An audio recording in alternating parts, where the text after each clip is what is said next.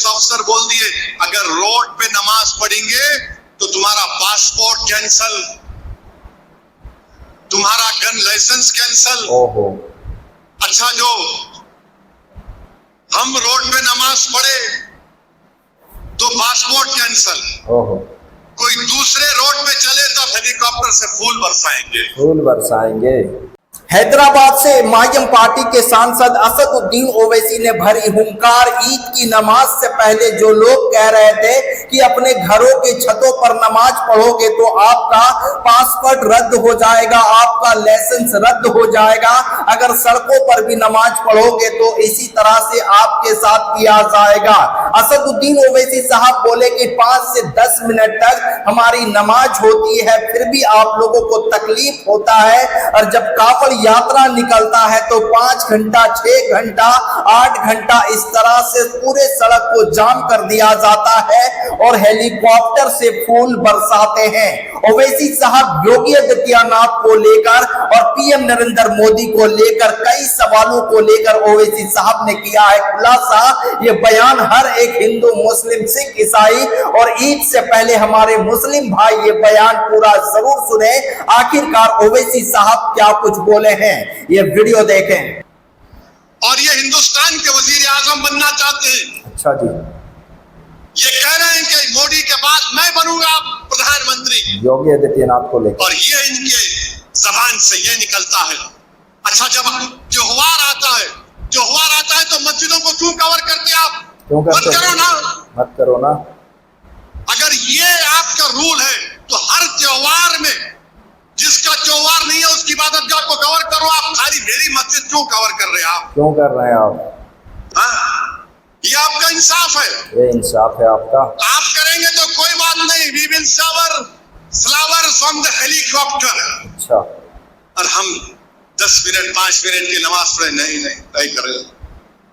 करो, जुल्म करो, तुम जितना तुम कर सकते तुम करो, क्योंकि तुम जुल्म ही कर सकते। बिल्कुल। तुम इंसाफ नहीं कर सकते। इंसाफ नहीं कर सकते। तुम जुल्म ही कर सकते, तुम इंसाफ नहीं कर सकते। तुम मजलूम को मजबूत नहीं बना सकते, तुम जालिम को मजबूत बनाना चाह रहे हो। तुम यतीमों को ताकतवर नहीं बनाना चाहते, तुम गरीबों को ताकतवर नहीं बनाना चाहते। क्या बात। तुम भारत से गुर्बत को खत्म नहीं करना चाहते, तुम नौजवानों को रोजगार नहीं देना चाहते। तुम सबको बोल दिए लग जाओ एक बादशाह के पीछे। ओहो। पूरे लग गए। उसको मर के 300 साल हो गया, उन्हें भी खबर है, बैठ के सोच रहा होगा 300 साल के बाद भी दुआ ये कर रहे हैं, मगर जो जिंदा है उनको क्या हो रहा है? क्या हो रहा है? हिंदू बच्चे हैं, सबसे ज्यादा नौजवान हिंदू हैं भारत में, उनकी नौकरी कुछ नहीं है, तो बीजेपी बोल दी बेटा लग जाओ इसके पीछे, लग जाओ इसके पीछे। बाबर को कौन बुलाए वो दुनिया जानती है। बाबर को बुलाने वाले हम नहीं बुलाए, बाबर को हमने बुलाए। बाबर को और बुलाए थे, इब्राहिम लोदी का भाई और राणा संगा मिलके बुलाए। अब ये और बात है, बाबर की नीयत खराब हो गई जीतने के बाद, मैं नहीं जाता हूं यहां से। क्या बोल दिया भाई? उन्हें नहीं गया तो मैं जिम्मेदार। अच्छा, ये पूरे लुटेरे हैं सुना में, हुमायूं लुटेरा, सब उनके लुटेरे। इनकी अम्मा कौन थी फिर? इन्हों पैसा लेके नहीं गए, पैसा यहीं पर लगाए। बिल्कुल। नहीं उसको तोड़ दो, उसको तोड़ दो, उसको तोड़ दो, फुला तोड़ दो। अरे तारीख को बचा के रखो, तुम तारीख से डिसएग्री करो, हमको पसंद नहीं है, कोई बात नहीं, कोई बात नहीं, मगर जो जिंदा है उनके लिए मोदी और योगी अमित शाह क्या कर रहे हैं? क्या नौकरी मिल रही, किसानों को उनका इनकम मिल रही? नहीं, सब मिल रहा ना। अब देखो, आप ट्रम्प बोल रहा टैरिफ लगाऊंगा मैं भारत के ऊपर 2% से। ट्रम्प अब टीवी वाले शुरू हो जाएंगे। और फिर आप देख रहे हैं महाराष्ट्र में एक कॉमेडियन है कुणाल कामरा के नाम से। अच्छा, जो उनका ऑफिस कुणाल कामरा जो है वहां के अपना एक कॉमेडी है, मस्करा है। उन्हें किसी को गद्दार बोल दिया, किसी को गद्दार बोल दिया उन्हें। अच्छा। तो एकनाथ शिंदे की पार्टी वाले बोले हमारे साहब को तू गुंडे बोला, गद्दार बोला। जाके जहां पे उन्हें वो परफॉर्म करा उसको तोड़ दिए। क्या करें? तोड़ दिए। अब हम फडणवीस से नरेंद्र मोदी से पूछ रहे हैं, महाराष्ट्र में एक बाबा है जो रसूलुल्लाह सल्लल्लाहु अलैहि वसल्लम की शान में गुस्ताखी करने की कोशिश की है। याद रखो, गुस्ताखी कोई नहीं कर सकता अकायद आलम सल्लल्लाहु अलैहि वसल्लम की शान में। अगर कोई आसमान की तरफ देख के थूकेगा तो थूक उसके चेहरे पे गिरता। बिल्कुल।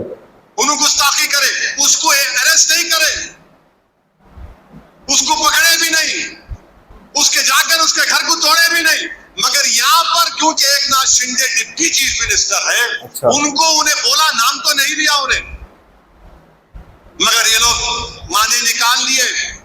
आपके गुंडे जाके वो जगह को तोड़ दिए। हम योगी और फडणवीस से पूछ रहे हैं, क्या आप इन तोड़ने वालों का घर तोड़ेंगे? घर तोड़ेंगे, बताइए। इरफान अंसारी नागपुर में सर पे मार के उसको शहीद कर दिए, 3 लोग को गिरफ्तार किया, उनके घर तोड़ेंगे आप? तोड़ेंगे आप? बताओ। किसका घर तोड़ रहे हैं आप? सिर्फ मुसलमानों का तोड़ रहे हैं। बिल्कुल। जो लोग जाकर धमकी दिए कुणाल कामरा को, जहाँ पे हुआ तोड़े, उनको कुछ नहीं, घर में उनको पुलिस स्टेशन में बेल मिल गई। अच्छा जी। ऐसा दिख रहा कि पुलिस स्टेशन उनका मायका था। मायका था। हजरत सुसरे मिल्लत बैठे थे, आजा दामाद करके जाओ। याद रखो, कोई इख्तिदार को ज्यादा रहने वाला नहीं है। भारत में बादशाहों के महलात वीरान है। वो वीरानी पुकार कर कह रहे कि एक जमाने में बड़ी आला शान इमारत होती थी, तुम्हारी भी महलात वीरान होंगे, मगर सुनहरे हुर्फों में तुम्हारी नाइंसाफी और जुल्म की दास्तान को लिखा जाएगा। बिल्कुल सर। तुम्हारी नाइंसाफियों को लोग सुबह क़यामत तक याद रखेंगे।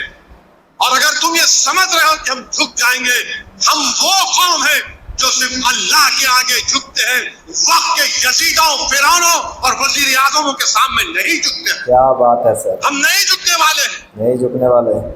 हम मुकाबला करेंगे जमहूरी तरीके से।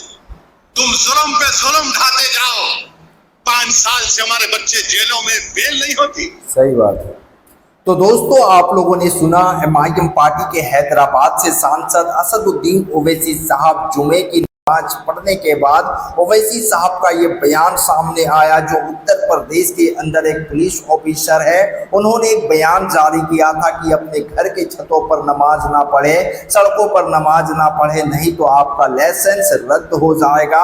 उसके बाद असदुद्दीन ओवैसी साहब का इस तरह से रिप्लाई आया और ओवैसी साहब का ये बयान सोशल मीडिया पर काफी चर्चे का विषय बना हुआ है। और ओवैसी साहब हमेशा हक की आवाज को बुलंद करते हैं।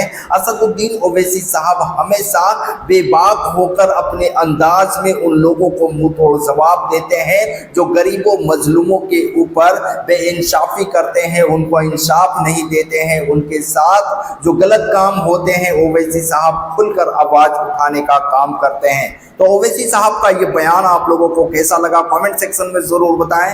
इस वीडियो को ज्यादा से ज्यादा लोगों तक शेयर करें। फिर मिलते हैं एक नई वीडियो के साथ।